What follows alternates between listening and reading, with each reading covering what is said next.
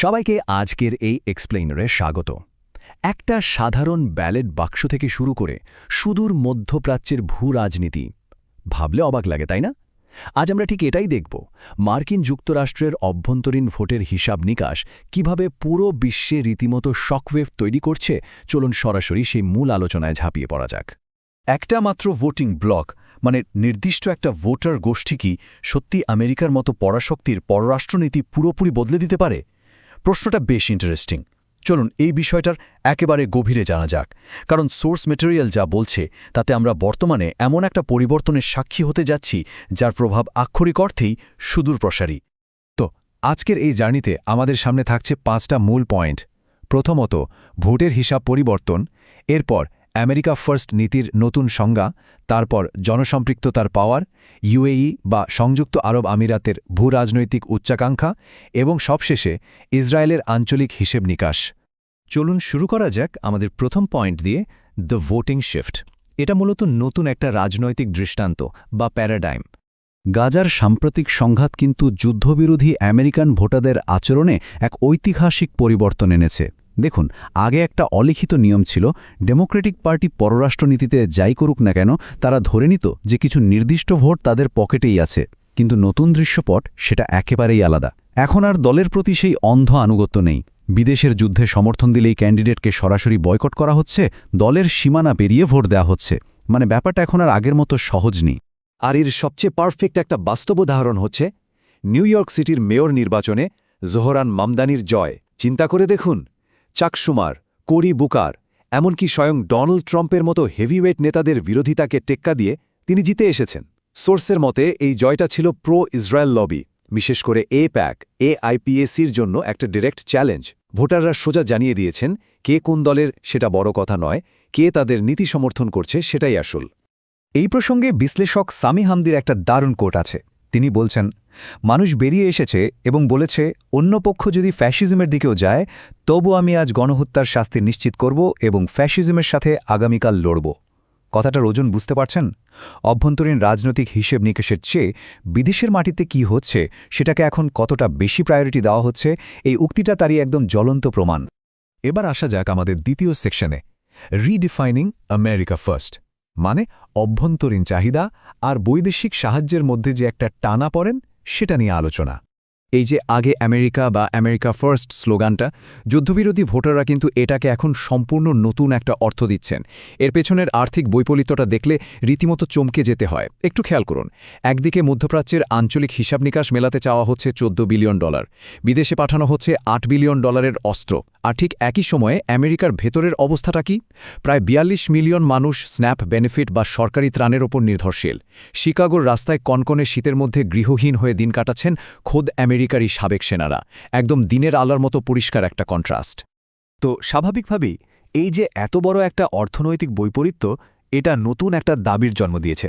আর মজার ব্যাপার হলো, এটা ডানপন্থী বা বামপন্থী কোনো নির্দিষ্ট দলের মধ্যে আটকে নেই, বরং এটা এখন একটা বাইপার্টিজান বা দ্বিদলীয় তৃণমূল আন্দোলনের রূপ নিয়েছে।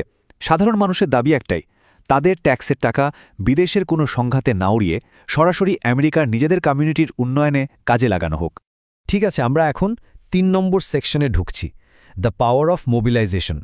বিমূর্ত একটা ধারণা কিভাবে বাস্তবে কাজ করে, চলুন সেটাই দেখি। এই যে এতক্ষণ জনসম্পৃক্ততার কথা বললাম, এটা গ্রাউন্ড লেভেলে ঠিক কতটা পাওয়ারফুল হতে পারে, বিশ্লেষক স্যামি হামদির নিজ জীবনের ঘটনাটাই এর সবচেয়ে বড় প্রমাণ। তিনি যখন আইস বা ইমিগ্রেশন অ্যান্ড কাস্টমস এনফোর্সমেন্টের হেফাজতে আটক হন, তখন তার আইনজীবীরা নিশ্চিত ছিলেন যে তাকে অন্তত 6 মাস সেখানে কাটাতে হবে। কিন্তু এরপরেই শুরু হলো আসল ম্যাজিক, মানে তৃণমূল পর্যায়ের এক বিশাল ক্যাম্পেইন, সোশ্যাল মিডিয়ায় ঝড়, পাবলিক প্রেশার, কংগ্রেস মেম্বারদের কাছে একের পর এক ফোন কল, আর ফলাফল, যে লোকটার 6 মাস আটক থাকার কথা তাকে মাত্র 18 দিনের মাথায় ছেড়ে দেওয়া হলো। জাস্ট অবিশ্বাস্য একটা মোবিলাইজেশন। ভাবছেন এত কম সময়ে এত বড় প্রেশার তৈরি হলো কিভাবে? এর পেছনে খুব নিখুঁত কয়েকটা ধাপ ছিল। প্রথমত, সোশ্যাল মিডিয়া ব্যবহার করে ম্যাসিভ অ্যাওয়ারনেস বা সচেতনতা তৈরি করা। দ্বিতীয়ত, একদম টার্গেট করে কংগ্রেশনাল রিপ্রেজেন্টেটিভদের ইমেল করা শুরু করা। আর তৃতীয়ত, পলিটিক্যাল লিডারদের বাধ্য করা যেন তারা ইস্যুটা নিয়ে কথা বলেন। যেমন এত ইমেল আর কলের চাপে রিপ্রেজেন্টেটিভ রো খান্না খোদ কংগ্রেসের ভেতরে এই বিষয়টা তুলতে বাধ্য হয়েছিলেন। এটা জনমতের এমন একটা শক্তি যাকে আসলে অস্বীকার করার কোনো উপায়ই নেই। এবার একটু দেশের বাইরে নজর দেওয়া যাক। আমাদের 4 নম্বর সেকশন, ইউএই বা সংযুক্ত আরব আমিরাতের ভূ রাজনৈতিক উচ্চাকাঙ্ক্ষা। আমেরিকার ভেতরের এই তৃণমূল পর্যায়ের রাজনীতি আন্তর্জাতিক অঙ্গনে, বিশেষ করে সংযুক্ত আরব আমিরাতের মতো শক্তির ভেতরে কিভাবে ভয় ধরিয়ে দিচ্ছে, সেটা আসলেই বেশ চমকপ্রদ। সোর্স অ্যানালাইসিস বলছে আমিরাতের বেশ কিছু সুনির্দিষ্ট এজেন্ডা রয়েছে। তাদের প্রাইমারি টার্গেট হল সৌদি আরবকে চাপে রাখা, আর আরব বসন্তের মতো কোনো গণতান্ত্রিক আন্দোলন যাতে মাথাচাড়া দিয়ে উঠতে না পারে সেটা নিশ্চিত করা। পাশাপাশি সুদান, সোমালিয়া আর মিশরের মাধ্যমে পুরো লোহিত সাগরের ওপর একছত্র আধিপত্য বিস্তার করাও তাদের একটা বড় লক্ষ্য। আর হ্যাঁ, আর একটা ইন্টারেস্টিং স্ট্র্যাটেজি হল পশ্চিমা বিশ্বের জনপ্রিয় মুসলিম ইনফ্লুয়েন্সারদের নিজেদের পক্ষে টেনে এনে তাদের কাজগুলোর একটা ইসলামিক কভার বা প্রলেপ দেওয়া। আর এখানেই উঠে আসে ইতিহাসে সেই বিখ্যাত বা কুখ্যাত বলতে পারেন গাট্রুড বেল স্ট্র্যাটেজি। এটা মূলত একটা ঔপনিবেশিক কৌশল। এর আইডিয়াটা খুব সিম্পল। একটা জনগোষ্ঠীর ধর্মীয় বা সাংস্কৃতিক পরিচয়কে জাস্ট একটা কৃত্রিম ভৌগোলিক সীমানার ভেতর আটকে ফেলো, যাতে তারা সীমানা পেরিয়ে বাইরের কারো সাথে কোনো সংহতি প্রকাশ করতে না পারে।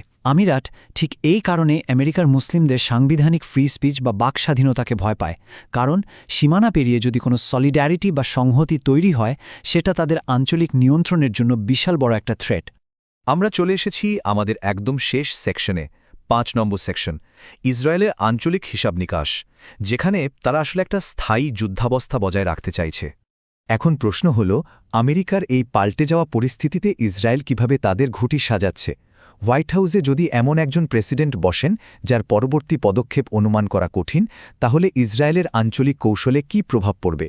সবচেয়ে বড় ভয়টা হল, যদি আমেরিকার কোনো প্রশাসন হঠাৎ করে যুদ্ধবিরতি বা সিজ ফায়ার চাপিয়ে দেয়, তাহলে তো ইসরায়েলের নিজস্ব পুরো প্ল্যানটাই ভেসে যাবে, তাই না? আর এই ভয়টা থেকেই তার একটা সিকোয়েন্সিয়াল বা ধারাবাহিক কৌশল হাতে নিয়েছে বলে সোর্স থেকে জানা যাচ্ছে। 1 নম্বর, যুক্তরাষ্ট্রের মধ্যস্থতায় হওয়া যে কোনো যুদ্ধবিরতি আটকে দেওয়া। 2 নম্বর, ইরান, সিরিয়া বা তুরস্কের মতো আঞ্চলিক প্লেয়ারদের সাথে নতুন করে সংঘাতের উস্কানি দেওয়া। এবং 3 নম্বর, নিজেদের রাজনৈতিক লেভারেজ এবং আমেরিকার সাপোর্ট ধরে রাখার জন্য পুরো অঞ্চলে একটা স্থায়ী যুদ্ধ বা পার্মানেন্ট স্টেট অফ ওয়ার নিশ্চিত করা। সোর্স খুব স্পষ্টভাবে বলছে, ইসরায়েলের এই আগ্রাসী পদক্ষেপগুলোর পেছনে মূলত একটা গভীর উদ্বেগ কাজ করছে, আর সেটা হলো আমেরিকান ভোটারদের কাছ থেকে পাওয়া শর্তহীন সমর্থন হারানোর ভয়। একটু ভেবে দেখুন ব্যাপারটা। এই এক্সপ্লেনারের একদম শুরুতে আমরা আমেরিকার ভেতরে যে ভোটিং শিফট বা ভোটারদের মানসিকতা পরিবর্তনের কথা বলেছিলাম, তার সাথে মধ্যপ্রাচ্যের এই বিশাল ভূরাজনৈতিক সমীকরণ কিভাবে একসুতোয় গাঁথা, একেবারে পারফেক্ট একটা সার্টেল। পুরো আলোচনা শেষে মাথায় শুধু একটা প্রশ্নই ঘোরে, সাধারণ ভোটাররা যখন সত্যিই তাদের নিজেদের আসল ক্ষমতাটা উপলব্ধি করতে পারে, তখন বিশ্বশক্তির এই যে একটা ব্যালেন্স, সেটার কি অবস্থা হয়? একটা মাত্র ব্যালট বা তৃণমূল পর্যায়ে ছোট্ট একটা আন্দোলন যে পৃথিবীর অপর প্রান্তের ভূরাজনীতিতেও এভাবে ভূমিকম্প তৈরি করে দিতে পারে, আজকের এই বিশ্লেষণ তারই প্রমাণ। আশা করি এই আলোচনার মাধ্যমে এই জটিল ডাইনামিক্সটা পরিষ্কারভাবে বোঝা গেছে। ক্ষমতার এই পালাবদল কোথায় গিয়ে থামে, সেটাই এখন দেখার বিষয়।